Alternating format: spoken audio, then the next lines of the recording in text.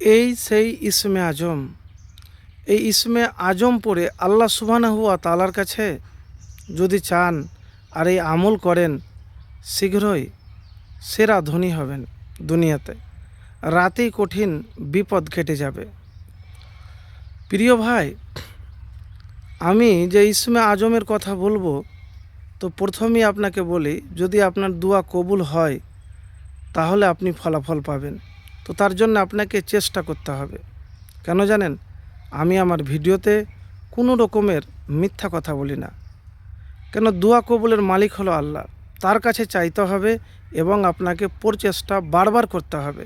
নিরাশ বা ধৈর্য হারা হলে হবে না, ধৈর্য রাখতে হবে। তো প্রিয় ভাই, আমি যে ইসমে আজমের কথা বলবো প্রথমেই, তো সেই ইসমে আজমের ব্যাপারে নবীজি সাল্লাল্লাহু আলাইহি সাল্লাম কি বলেছেন একবার আপনাকে বলবো। ইসমে আজম ব্যাপারে নবীজি কি বলেছেন, তো সেটি আপনাকে আমি বলবো। বুরাইদা রাদিয়াল্লাহু তাআলা বলেন, রাসূলুল্লাহ সাল্লাল্লাহু আলাইহি সাল্লাম দেখেন যে এক ব্যক্তি নামাজরত অবস্থায় দুয়ায় উপরের কথাগুলো বলছে। কি বলছে? আল্লাহুম্মা ইন্নী আসআলুকা বিআন্নী আশহাদু আন্নাকা আনতাল্লাহু লা ইলাহা ইল্লা আনতাল আহাদুস সামাদুল্লাযী লাম ইয়ালিদ ওয়া লাম ইউলাদ ওয়া লাম ইয়াকুল লাহু কুফুওয়ান আহাদ। তখন নবীজি সাল্লাল্লাহু আলাইহি সাল্লাম বলেন, যার হাতে আমার জীবন তার শপথ। মানে জীবন কার হাতে? আল্লাহর রব্বুল আলামিনের হাতে। তো নবীজি বলছেন, যার হাতে আমার জীবন তার শপথ, নিশ্চয় এ ব্যক্তি আল্লাহর কাছে তার ইসমে আজম ধরে প্রার্থনা করেছে।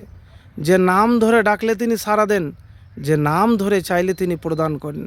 তিরমিজি শরীফ 3475। তো প্রিয় ভাই, ইসমে আজমটি স্ক্রিনে দেওয়া থাকবে। এবারে আপনি বলবেন, আমি তো ইসমে আজম পড়ি, তাহলে আমার দোয়া কবুল কেন হয় না? আমি প্রথমেই বলেছি আপনাকে যে আপনাকে চেষ্টা করতে হবে, ধৈর্য ধরতে হবে, সবুর করতে হবে, মুত্তাকি হতে হবে, হারাম থেকে বাঁচতে হবে, গুনাহ থেকে বাঁচতে হবে, আপনার খাবার হালাল এবং বৈধ লাগবে। তো প্রিয় ভাই, তো যখনই দোয়া করবেন ইসমে আজম পড়বেন একবার, তারপরে দুরুদ শরীফ পড়বেন, যে দুরুদ নামাজের মধ্যে পড়েন, তারপরে আপনি চাইবেন। এবারে দেখেন, টাকা না থাকলে পকেটে বা সংসারে বা কাজ না থাকলে এইগুলিও তো বিপদ। হয়তো রোজগার করছেন, আপনার অভাবই দূর হয় না। কাজ নাই, বেকার বসে আছেন, এটাও তো একটা বিপদ। বিপদ খালি মানুষ দুনিয়া ছেড়ে চলে গেলে খালি ইন্না লিল্লাহি ওয়া ইন্না ইলাইহি রাজিউন পড়িয়েন না। আরও জীবনে অনেক বড় বড় বিপদ আছে। তার মধ্যে সবচাইতে বড় বিপদ হলো দারিদ্রতা, কাজ না থাকা, হাতে টাকা না থাকা। আর নবীজি সাল্লাল্লাহু আলাইহি সাল্লাম এটাও বলেছেন যে দারিদ্রতা মানুষকে কুফরির দিকে টেনে নিয়ে যায়। তো প্রিয় ভাই, মেহনত তো করতেই হবে। তো প্রত্যেক আজানের পরে বা সালাম ফেরানোর পরে বা গভীর রাত্রে ইসমে আজম পড়বেন, দুরুদ শরীফ পড়বেন, তারপরে হাত উঠিয়ে দোয়া করবেন।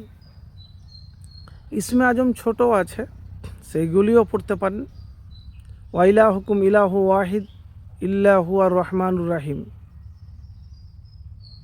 তো প্রিয় ভাই, এতটুকুন বলবো, যে ইসমে আজমটি আমি বললাম আপনাকে, ওই ইসমে আজমটি পড়ে আপনি আল্লাহ সুবহানাহু ওয়া তাআলার কাছে চাইবেন। ইনশাআল্লাহ ফলাফল পাবেন, আপনার সব ধরনের বিপদ সহজেই দূর হয়ে যাবে।